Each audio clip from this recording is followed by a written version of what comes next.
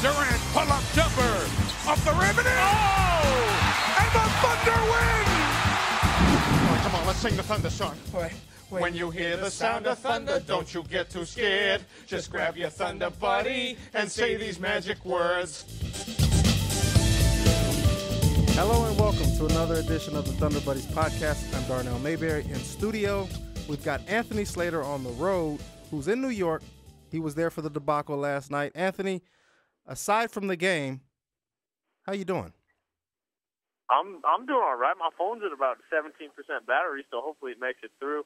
I'm sitting here right now at John Jay College, which I'm sure you've never heard of. It's in downtown Manhattan. It's where the Thunder actually practiced today. It was about the weirdest setup of a practice I've ever seen.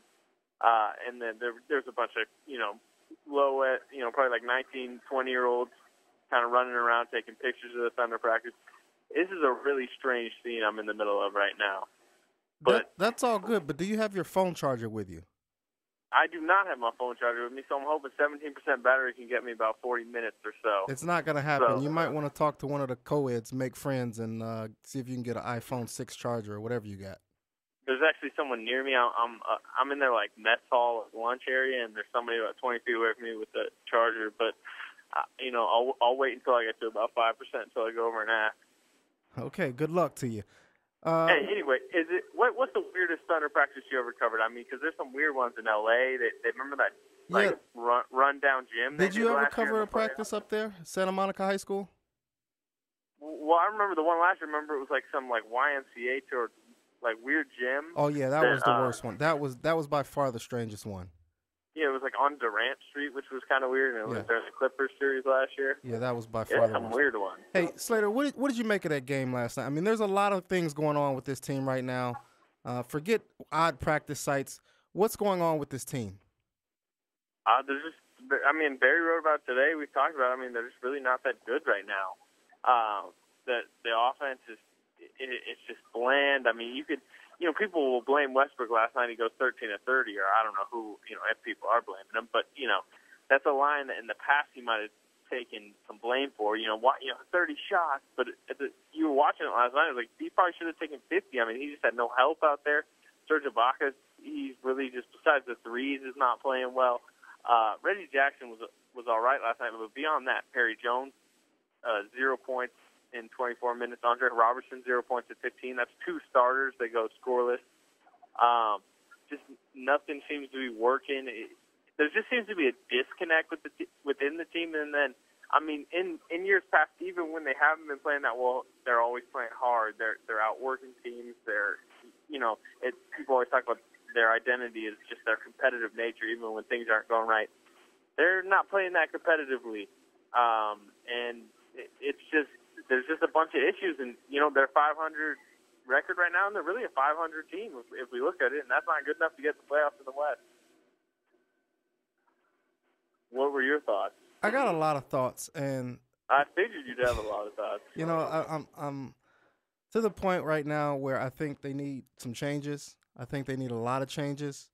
And, I think more than that, they need to look themselves in the mirror, and they really need to figure out who they want to be going forward, because I think they've got so many issues that have been swept under the rug because they've been a 50, 55 win team. They've made it to the conference finals. They had that finals appearance. And now, I think they're just really resting on their past success, and not saying they're not trying to get better, not saying that they don't want more, but I feel like that they can do it because they've done it before, and not really recognizing what got them that before, and they're just kind of showing up. Yeah, I think that was an issue, especially early in this. Early on when the two stars come back and they're 3-12, and it's earlier in the season. They're saying, like you said, hey, we they've won that amount of games before. They can just get back into it.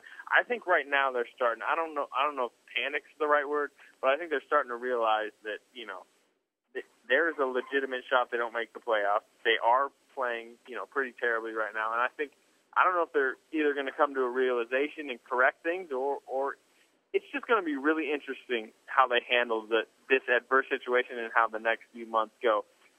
But you mentioned changes. What I mean, obviously, are you talking personnel as far as trade-wise, or what's, yeah, I think they need a new voice from the top. A new voice? I think they need a new voice. I think Scott Brooks' time, I think, is up.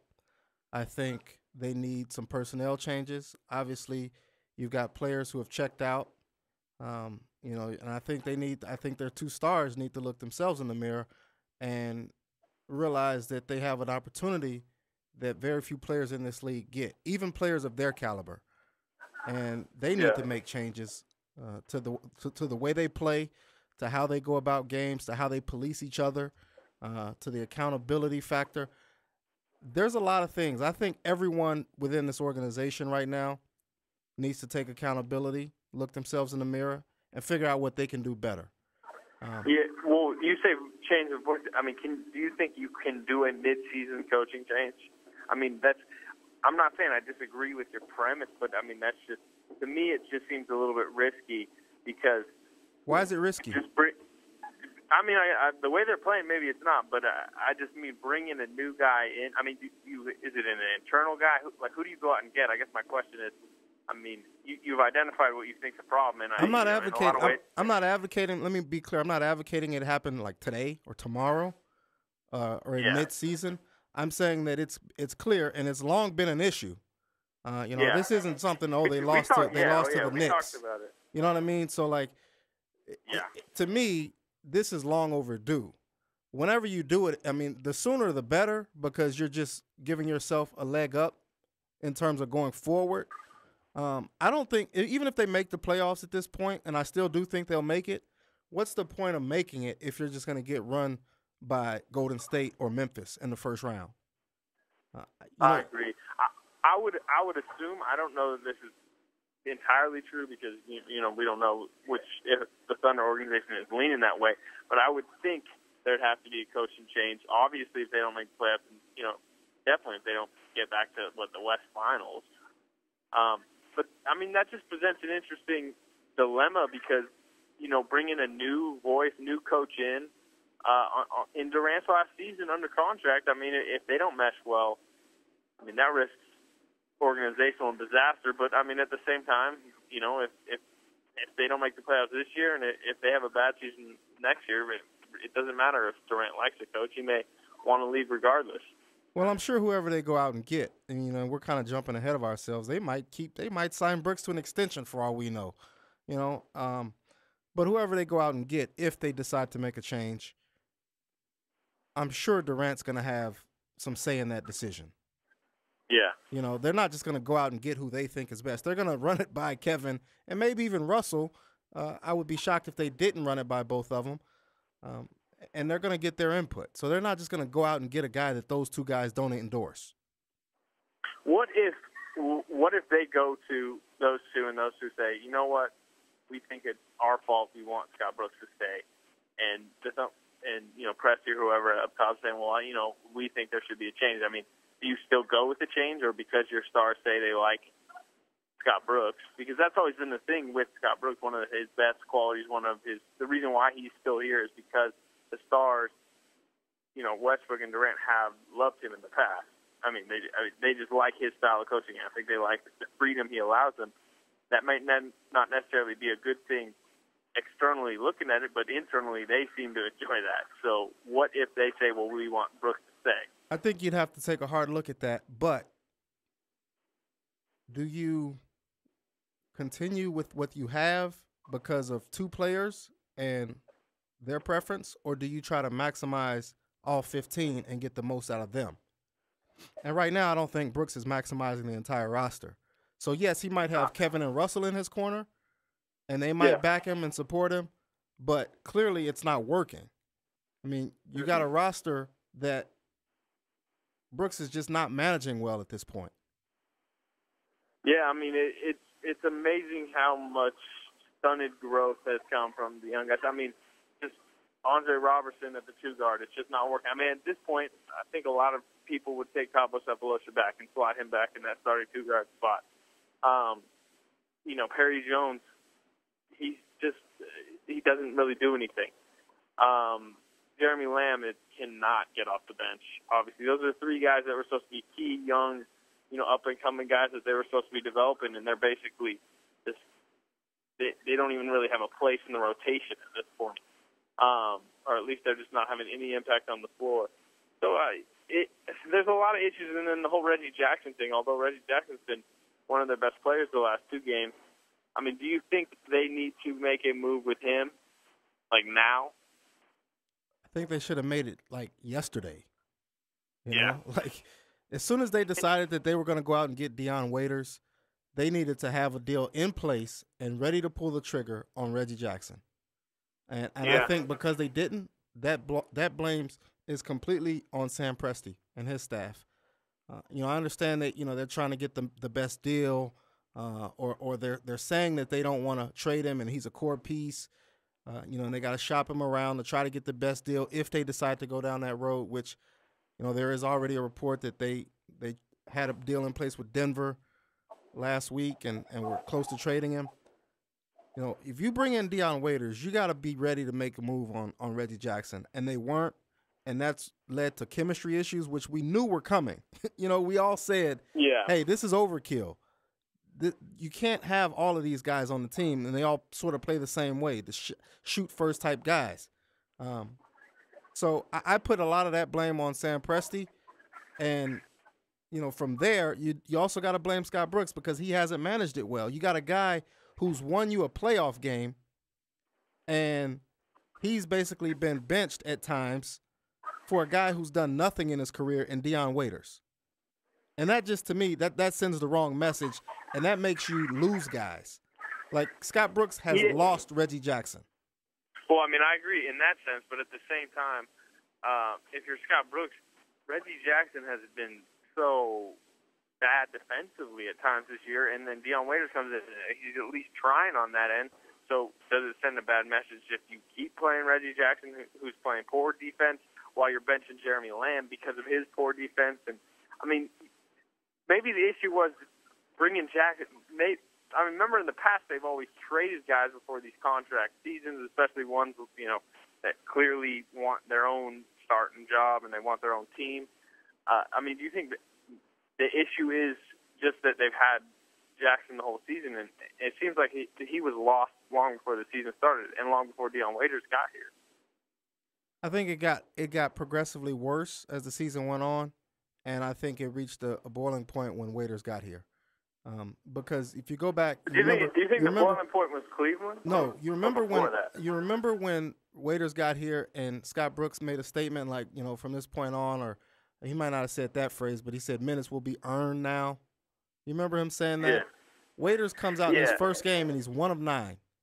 He got those 4 steals or however many steals he had, 2 or 3 steals, and he looked like he was giving some good effort defensively, but he was 1 of 9. He really didn't do anything, and then he's the first off the bench in that next game in his home debut, and he plays over Reggie. Well, what had he done to earn those minutes? So to me, when you start making statements like that and then making your rotation like that, handling your rotation like that, that's a way to lose guys. And I just think that he's lost Reggie. He's never really been a huge supporter of Reggie. And the way that he's kind of handling his rotation, where now he's staggering the minutes of Kevin and Russell and having one of those guys on the floor more often, that's taken away opportunities for Reggie when already his minutes were taken away some, and even more when Waiters came. All of those things just add up to create a chaotic situation that I think is now beyond repair. I agree, but, I mean, the dilemma that's brought up is, hey, you look at the last 2 games. Reggie Jackson has been one of their best players the last 2 games. He was their second-best player last night. Obviously, Westbrook had a good game, but if you look at Jackson's line, he was efficient. I think he had somewhere around 15 points. He had 4 steals, 5 assists, 7 rebounds. I mean, he was a key part of – he was probably him and Westbrook are the only reason they were even in the game last night. So, I mean, I agree chemistry-wise and just with everything that's going on with this team, Reggie Jackson seems to be, kind of, I don't even want to say a scapegoat, but the guy that, maybe shipping him away alleviates some of that. But at the same time, I don't know what value you're going to get back. Are you just going to give away one of your key rotation guys right now for a team that's already struggling? You're giving away a key guy who is still helping this team on the court, and get, who are you gonna get back? I don't know who you're gonna get back. Maybe you just get back a draft pick, because once you start tinkering with chemistry, you're going down a slippery slope at that point. And this team for 6.5 years has done everything it could to maintain chemistry, to maintain a solid, tight-knit culture of doing things a certain way, keeping certain guys in that locker room, keeping certain guys out of that locker room. And now they've got a situation on their hands that is tumultuous and it's cancerous, and they can't let it get worse. Keeping Reggie Jackson throughout past the trade deadline is only going to make the situation worse. So at this point, if you can get a draft pick for him, I think you take a draft pick for him. Well, you talked about this Denver thing. Frank Isola came out and said that Presti, was it a deal in place, or that he had just been playing? He just said that he just said that they were close to trading him. He didn't name any other names. He just said they were close to trading him. I mean, who could they? I mean, is there anyone from Denver salary-wise that matches up? I mean, Wilson Chandler's a guy that, you remember earlier in the year they were like somewhat linked to. I mean, he seems like a guy that can maybe help at this point, but I just think he makes a little too much money. You may have to add some stuff to that. I don't know. It's just interesting. Where are you at on the Reggie argument? I mean, do you think it's just that he was handled poorly and you kind of understand his side of things, or are you more on the organization side of things that, hey, I mean, you saw the buzzer cheater thing he did last night, where he's dribbling it, and this is purely to help his stats. He just dribbles through I think it was the first quarter buzzer, when he had a 30-footer that honestly wasn't that terrible of a look. And Brooks is livid on the sideline. Obviously, I mean, where are you on the argument, on Reggie versus the organization? Well, I think you got a couple things in play.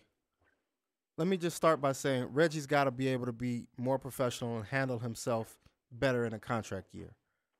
He's got to play with more effort. He's got to play with better defense, or he's got to play better defense, and he's got to be able to focus on doing the best he can regardless of the situation.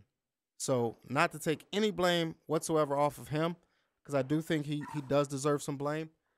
But at the same time, I think the organization handled this poorly. I think you got a coach and a GM who appear to not be on the same page. And this Reggie Jackson situation is the most shining example of that. I mean, go back to players who have come through here. Nate Robinson, Ronnie Brewer, Ryan Gomes, even Jeremy Lamb. All of these guys Presti went out and got, and you can say what you will about their talent level or lack thereof, but they're all guys that Presti went out and got, and there are probably others, and Brooks, for whatever reason, chose not to play them. And to me, that just screams that those two guys aren't on the same page. So you got a coach and a GM who got to sit down and figure out what they're doing. In this Reggie Jackson situation, it's clear that Sam Presti loves Reggie Jackson. From all of his statements, from not trading him to this point, his support, on down the line. But then you got Scott Brooks, who plays the guy 10 minutes at Cleveland. There's no way Reggie Jackson, a guy as talented as him, should ever get 10 minutes in a game. And I just think that's just a shining example of how Brooks and Presti haven't been on the same page at various times, and they're not on the same page with this. So I think that's one issue. The other issue is just Brooks and Reggie, and it's not just Reggie, it's those other players. Brooks has neutered and ostracized 3 players on this team: Jeremy Lamb, Perry Jones, and Reggie Jackson. He can't get anything from these guys consistently because one of them's completely out of the rotation in Jeremy Lamb. The other one, Perry Jones, doesn't play. He plays, 11 minutes in 8 games, and then all of a sudden it's starting when Kevin Durant goes out. That makes no sense. And then we're all looking at Perry like, oh, why aren't you producing and performing. Well, the guy's played 11 minutes in the previous 8 games before starting for Kevin. So, he even said to me, I wrote an insider a couple months ago now, but remember when he came back from that injury and he wasn't producing, and he was saying, he was candid, to his credit, he was candid and he was honest. He said, I'm looking over my shoulder. I'm not comfortable out there. You make one mistake, you're going to get benched. And that's just the way this team is. We got so much talent. I'm afraid to make a mistake, basically. Which is funny because remember, that's kind of Dion Waiters' reason that he loves being in Oklahoma City, is that in Cleveland he had to look over his shoulder, but here he can do whatever he wants. Excellent point. Excellent point. And then you got Reggie Jackson in this situation. So, he has 3 guys on the end of the bench who are no longer playing for him, who are no longer playing for this team. They're just waiting for 3 weeks from today. We're taping this on Thursday afternoon. 3 weeks from today is the trading deadline. They're just waiting out their time to move on and try to get another opportunity somewhere else. Yeah, I think all of them are. I would assume Lamb's gone before the trading deadline, and I see no reason to get some kind of asset for him, whether it's a draft pick or whatever. And then, I gotta think if you're trying to promote to Durant and Westbrook that, especially Durant, we're trying to win now, and there obviously is still a chance they make the playoffs this year. They're only 3.5 out with, a couple months to go. I think you cannot just give up Reggie for a future asset. I think you got to get a rotation player back. I don't know. Maybe that's why they haven't traded him yet. Maybe there hasn't been any deals. Maybe there won't be. Maybe the chemistry issues are even greater than I even think. But I think we're all naive about this team right now. I really do. A couple weeks ago on one of our last episodes, I basically said I was done with this team. I'm no longer picking them reluctantly to win the championship. I still think they'll make the playoffs, but I think it's a realistic chance that they get swept in the playoffs. So I'm completely off the bandwagon. I still think they're the most talented team, but by no means do I think that they have what it takes to actually focus and come together offensively and defensively to be able to make a run in the playoffs. I just don't see that with this team anymore. And a lot of it has to do with chemistry, and a lot of it has to do with long-held philosophies and leeway that the front office and the coaching staff have given these players, namely Durant and Westbrook, and their inability to police them and their inability to police each other. All of these issues are real issues with this team right now. No one wants to talk about it. Everyone's just happy that, the team's here, Kevin Durant's here, Russell Westbrook's here, and that's great. But this team has major issues. I'm just telling you. This is obviously hypothetical, but how much differently do you see this season playing out if we go back to the beginning of the season and there's no injuries at all? Like if Durant's healthy and Westbrook's healthy, they obviously have a better record. Do you think the chemistry stuff's better, or do you think just the fact that Reggie was coming back in a contract year was always going to kind of spoil this team's chemistry, and then through that, all these other issues would pop up regardless of the injuries? I think they would have still had the same issues that they've had in the past, and they would have been swept under the rug, much like they've been swept under the rug. They would have won a lot more games. Obviously, like you said, the record would have been much better. But at the same time, the same issues that we've been talking about for years, in my opinion, wouldn't have gone anywhere, because that's why they haven't gone anywhere now. Everyone always says, we win at a 700% clip, when everyone's healthy. We've made it to conference finals 3 out of the last 4 years. We got 2 of the best, however many, whatever you want to call them, 3, 5, 10 players in the world on our team. We got a really good team, and everyone preaches that and seem to overlook the issues that are in play and have long been in play with this team. So, in my opinion, I think it's good that there's coming to light, man. I don't think that they would have really looked at it without this adversity, and now it forces not only them to see it, but the fans and everyone to see it. Media, fans, observers, casual and diehard. it forces everyone to see these issues with this team, and maybe now it'll finally get fixed. Yeah, I mean, along those lines, I was just about to ask you, how much do you think beat all the early success, the fact that they made the finals when they were, 23, 24, how much do you think that kind of breeded a little bit of arrogance, a little bit of entitlement, just a sense that, like you mentioned, hey, it doesn't matter that we're 3-12, it doesn't matter, we'll just throw these two guys back in, they'll just play their game, they'll just shoot us into the game, they'll shoot us back into the playoffs, they'll shoot us back wherever, and I mean, it seems to have bred an entitlement throughout the organization that, things are just going to almost be handed. I mean, I completely agree with that. To me, it's too much positivity in the organization.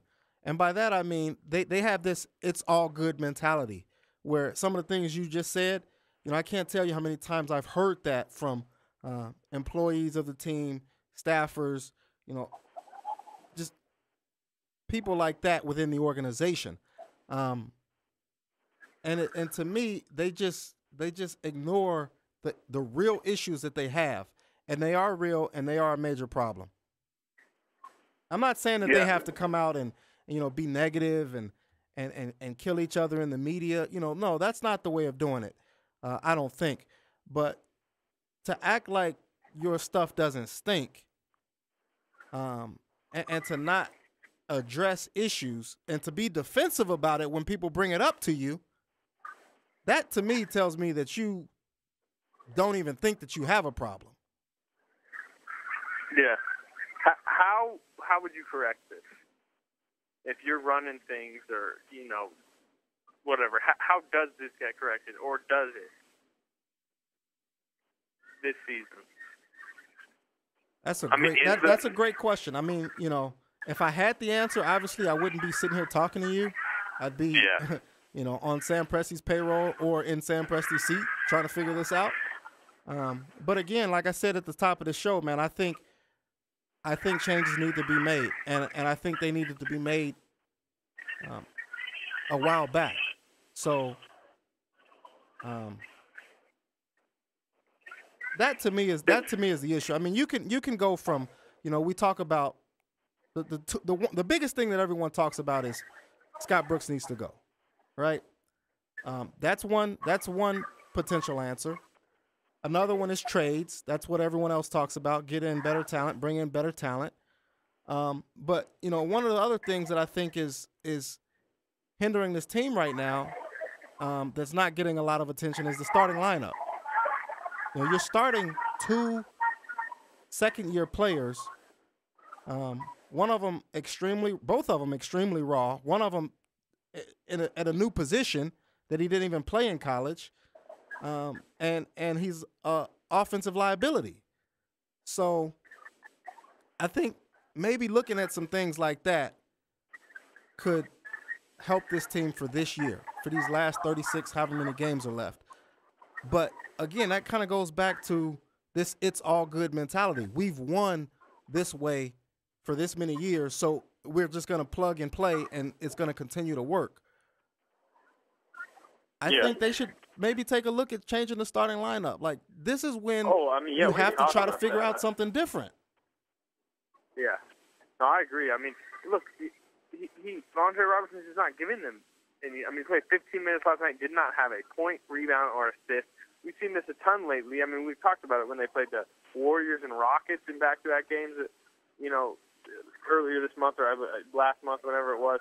He played 8 minutes and didn't do anything, and that's supposed to be against the Rockets when he's supposed to be, locking down Harden, and Harden goes off. And then he played, I think, 11 or so minutes and didn't do anything, and Klay Thompson had a good game against him.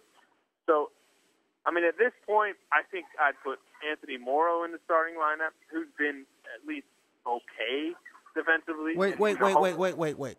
So before you said waiters, and now you've come to Morrow. What's that about? Well, this is part of a 5-step scheme, maybe not 5 steps, but I'd go Morrow in the starting lineup. I'd try to package Jackson and Lamb and Jones if you have to match salary, and try to get yourself a kind of two-way wing player, a Wilson Chandler type. I don't know if it's going to be Wilson Chandler. I don't even know if the Nuggets would be willing to do that. But get a get a wing that can defend but isn't like just atrocious offensively. Bring him off the bench and bring Waiters off the bench, and then Morrow in the starting lineup, and then have your two. Hopefully, you get Durant back healthy, and then you just play out this season in that sense, and then you maybe look to do deeper dives into issues this offseason. I wouldn't fire Scott Brooks now. I'd let this play out because mid-season coaching changes, they don't seem to just spark teams. You need and any new coach like people talk George Karl or something like that. They need a training camp. They need to come and they need to get to know the team. They're not going to come to a team that's 23-23 and then suddenly you know how little they're able to practice during an NBA season, especially right now with everything going on. Just a coaching change to me, I don't think would do much in the season. I think that's something you look at in the off season if the season doesn't end well. Yeah. The thing to me, though, Slater, and where do you stand on this? Do you have them making the playoffs? Do I have them making the playoffs? Yeah. Man, I think I'd say I'd put the percentage at about 65 that, yes, they will. And, they might even sound too high to some people, but, I mean, that's the lowest I think either of us have assumed it would be at this point. I'm not a huge believer in the Suns. I mean, we saw it earlier this week. They really could have gained some ground, and they lost some home games they probably shouldn't have lost. And they have a tough schedule. The Thunder, I think, plays them one or two more times. They've already beat them twice. So I believe if they just beat them one more time, they'll have the tiebreaker over them. So I still do think when you get Durant healthy, because we do also have to remember Durant has played less than half the season, maybe he doesn't get healthy. He was limping at practice. Yeah, I mean, you could see him limping on the bench last night. He said something. He said something to Anthony Morrow at one point at the front of the scores table, and then as he was going back, he had a little limp. And I'm like, this guy. I wonder how bad that toe is. Well, the weird thing is he shoots around on. First of all, he plays the rest of that Cavs game. You see him in the locker room. I mean, you didn't think anything was up with him, really, right? No, I didn't. And then he comes and he does pregame shoot around against Minnesota, and he was like, he was shooting around. Yeah, sure, maybe something was up with his toe, but not anything too noticeable. I remember walking back to the locker room next to him pregame, and he wasn't even really limping. And then we kind of saw him limping out of the locker room Monday night. And I'm telling you right now, his limp has gotten a lot worse. It was worse in New York last night. You saw him on the bench. I saw him pregame. And then he did not practice it. He was just sitting there icing his toe, and then as he was walking away, he was limping. At least if you judge injuries off limp, the limp has got worse. That's all I'll say. Yeah. How's that cell phone battery looking? 9%. I mean, it's holding up pretty good. That's better than I thought it would be. Yeah. What was? I was making a point, and then I got on Durant's injury. I'm just saying. Oh, that's you had a 5-step. You had a 5-step plan. 5-step program. No, I completely agree with you. I honestly think the starting lineup should have changed weeks ago. But I'd do it now. And then, I mean, just what's going on with Reggie, I agree. But I think they have to get a rotation guy, preferably a two-way wing type player, especially on one that's decent defensively. Like I actually do think a Wilson Chandler type player would be a really good fit. And then go from there. And at this point, you're gonna have to ride or die a little bit with this isolation heavy offense into the postseason. Hope your two stars get hot. If not, kind of reevaluate things this off season. And man, next year would be really interesting. This team's got problems. What's your problem? No, I don't. I'm good. This team has problems. Oh, I mean, yeah, but the thing is, they're kind of deep rooted. Yeah, that's kind of what I've been trying to say for the last 25 minutes. Yeah, well, I know, and I haven't disagreed with you. So I'm just saying we're talking about correcting them, and it's just not gonna happen in 5 days. No. But the one thing they do, and I agree with all these issues that they have. They have the ability when both their stars are healthy. If they have big nights, they can beat anyone. So I agree with that.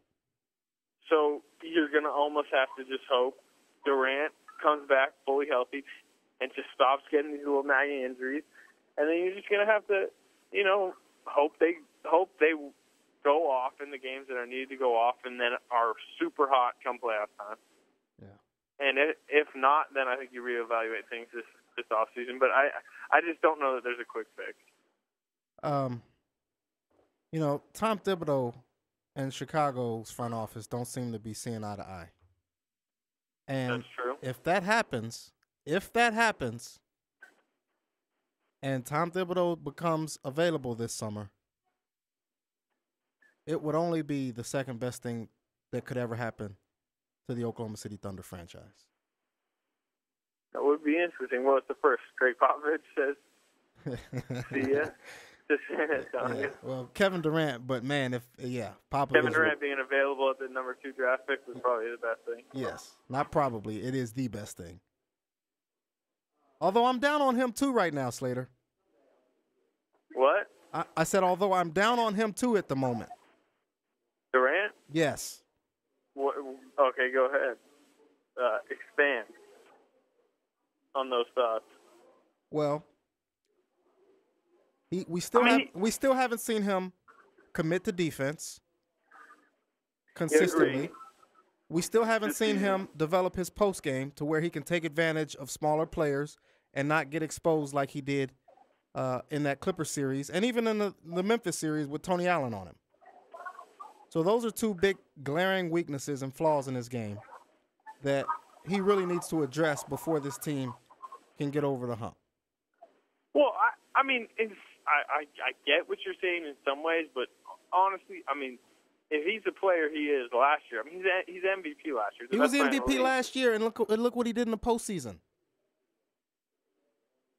Yeah, I mean, he struggled with the shot. The post up was probably the biggest issue. I thought honestly last year he was like pretty good defensively, and he wasn't. I don't think he was poor defensively in the playoffs. He was good in the regular season and all right in the playoffs.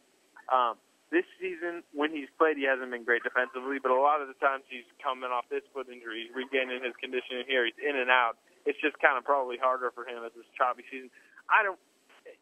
Even when he has, this has obviously been a rough season for him, you still look at his numbers, and I mean, PER-wise, field goal percentage-wise, he's still top 2 player in the league, so he's not the issue in my opinion. Yeah, and let me just clear something up about the postseason. I've written this in the past, and I just want to be clear. I do put some of that on Brooks and even on Durant in the regular season. They just rode him into the ground in the regular season, and I think mentally he put so much pressure on himself to win MVP that in the postseason he didn't have much left. I think he was out of gas. He had nothing in the tank, and I think that contributed to a lot of his issues. However, you still can't let Chris Paul be able to D you up on the low block or in the high post area. Yeah, I mean, but at the same time, that was one game. I mean, I agree. And the Memphis series against Tony Allen. Well, Tony Allen is not the easiest guy to score on. All I'm saying is that we keep talking about these problems, and I really just don't think Kevin Durant is one of them. Well, it leads me to my next point about Kevin Durant, and this is bigger than all of that. To me, he still hasn't taken control of this franchise like he should, in my opinion. Do you think they just haven't brought him in on enough decisions? Do you think he hasn't gone to them and demanded enough stuff, or do you think he's just been too complacent as far as, hey, it's worked and it's what we've been done, what we have done has worked? So they just, I mean, what all of the above, all of the above, and then some. I do think that he looks at everything as rosy, at least publicly. He needs to start putting some pressure on these guys. If he's not doing it publicly, then he needs to do it privately. And and obviously we don't know what he's saying privately. But everything that he portrays is that he's happy with the direction. He's happy with all the moves. He's never said a bad thing about the organization, about a move. And in some ways that's a smart thing for him to do. But unless he wants to continue to go down this path, he needs to take control. And one of the ways I'd like to see him take control is reeling in Russell Westbrook. He's the only guy in the franchise that can get Russell Westbrook under control, and yet he keeps saying stuff like, we got to let the dog off the leash. Yeah. Like, that to me is a problem. and he's the only one that can do anything about it, and yet he lets his running mate continue to do whatever he wants to do on the floor. Like, and you know where I stand about you know where I stand on Russell Westbrook. Third best player in the league, amazing athlete, great talent, but he doesn't have the mentality of a point guard. And people excuse his performance last night against the Knicks because no one else really showed up. But when you have the mentality of a point guard, you continue to trust guys. You continue to get them the ball, even though they're fumbling passes or making shots. First of all, you don't throw bullet passes to guys that you know, as a point guard, that you know can't catch those passes. You take something off of them, or you adjust and tailor your game to fit them. What is he really supposed to do last night, though? He's got two starters. How about not coming down and chucking up every shot that he possibly could, especially in the second half? I'm just saying, like, let's look at it from his perspective last night. You got two starters, Terry Jones and Andre Robertson. One can't make a shot. One won't take a shot. Neither are scoring. Then you have Serge Ibaka, who's not catching. And I agree with you in the sense of don't throw bullet passes. Serge Ibaka was dropping like feathery passes last night. So he's struggling. And then Perk obviously was dropping all the passes too. You start losing to the Knicks. Your bench isn't really helping that much. I mean, I don't blame him. If we're just looking at last night, I mean, I agree there's some games where he's a little over the top. Last night he shot 30 times, and I wouldn't have minded if he shot 50. That's a problem. That, to me, is a problem. But is that a Russell Westbrook problem, or is that a team construction problem? It's a Russell Westbrook problem. It's a coaching problem, and it's a player performance problem because other players didn't perform. And if they continue to not perform, then yes, I think that's a team roster building problem. But I'm not ready to say that this team is just so flawed. They do have a lot of flaws on this team in terms of limited players, players that are too young, players that are too old, players that are one-dimensional.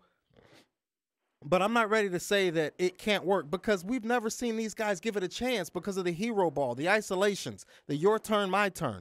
We see too much of that to where players don't have an opportunity to get into a rhythm and develop some confidence and develop some chemistry. It's just not there. And a part of that is because you got two guys, one of them being your point guard, who like to control the ball offensively and do whatever they want to do. And I don't see that changing. I haven't seen it change, and I don't have any confidence in these guys at the moment that they're willing to change it. And that's why I got a problem with Durant, because as the leader of this team, as the face of this franchise, he's the only guy who can say something to address those issues, and yet it seems like he refuses to do so. Yeah, we pretty rosy outlook on this podcast today. No discipline, no structure, no accountability, no trust, no chemistry. Oh, that's, like I said, pretty rosy podcast. I don't know if this is going to be on the optimistic side, but if you remember last year, they did turn their season around in Memphis, or at least their postseason, briefly, with that Game 6 win. That's the last time they'd been in Memphis. They're returning Saturday night. Is there any sliver of hope in your mind right now that, you know, we could look back on this podcast in 2 months and be like, wow, it was crazy that they were, you know, in that deep of a hole and in that much of dire straits, and now they're sitting there, you know, looking again like one of the favorites in the West? I still think that they can get the 8th seed, but I would never look at them as a favorite ever again this season. They're just past that. You could say that now, but, you know, you never know. I mean, I agree with you. Like, I don't think it's going to happen, but what if they rattle off 15 in a row and just look unstoppable in it? The weird thing, I mean, this is just how weird sports and the NBA. 15 in a row, Slater. They can't beat the Knicks. No, look, I agree with you. I'm just saying this is how weird. Remember they had won 4 in a row last week, including a Wizards and Warriors win, and, like, we were starting to talk about how good they looked. Like I even wrote that they looked like they were about to turn the corner. That's what I'm saying. So, like, sports has a way of just, you know, stuff just changes. The Cavs look great right now. And, you know, 2 weeks ago we were talking about how them and the Thunder are in the exact same situation. Right now the Cavs look, in my opinion, like the best team in the East. Well, I guess the Hawks. the Hawks look like the best team ever created. But I mean, the Cavs have quickly turned it around. Thunder's got deep-rooted issues, man. The Thunder has some deep-rooted issues that I think is going to prevent them from turning it around. Yeah. I mean, when have they been consistent this year? They had that stretch where they went, what, 8-1, 7-2, something like that, with Durant when he finally came back. But they played against, like, bad teams, bad to average teams. Yeah, I think their most impressive stretch was definitely that recent 4-game winning streak. But, you know, maybe the Durant injury has a little bit to do with it, but, you know, now they're back looking as bad as we've seen them. I don't know. I mean, there's nothing really more to say. We'll just see, you know. Yeah, we'll see what we got. Memphis coming up. That ought to be a fun one. They better hope Durant plays in that one. It's weird because in the past, like even when last season, even if they're traveling to Memphis, even if Memphis is hot, we're never, you know, you always think the Thunder kind of has a chance in a game, or you know, we're never looking at it like, wow, they're going to Memphis. But this season, just the way they're playing, you're sitting there like, man, that does not look like a good time to go to Memphis for this team. Well, yeah, who do they got after that? New Orleans, right? Orlando, they come home, play Orlando, and then New Orleans twice. And then I think the Clippers. So, I don't know. It'll be interesting. Take us out. What's your phone percentage, your battery finish with? 4. Man, that's impressive. I didn't think you'd make it. I didn't either. All right. Thanks for joining us. I gotta make it to the other side of New York City right now on 4% battery. That's what I'm concerned about. So. Hey, by the way, how did the blizzard turn out? Much ado about nothing, or was it did it live up to the hype a little bit? It was overrated. As far as New York City goes, it was much ado about nothing. I heard that Boston got hit like 30 inches, but New York City really wasn't bad. I mean, by the time I got here yesterday, and I had no flight delays, it was like, you know, it's slushy snow and stuff like that, but, you know, really not too bad at all. It's not even that cold. It's about 25 degrees. I mean, that's cold, but it's not like unbelievable. And there doesn't seem to be any public transportation issues. Cool. Well, safe travels to you, man. We'll do it again next week. Yeah, we'll see you. Durant pull-up jumper off the rim and and the Thunder win! Come on, let's sing the Thunder song. Wait. When you hear the sound of thunder, don't you get too scared. Just grab your Thunder buddy and say these magic words.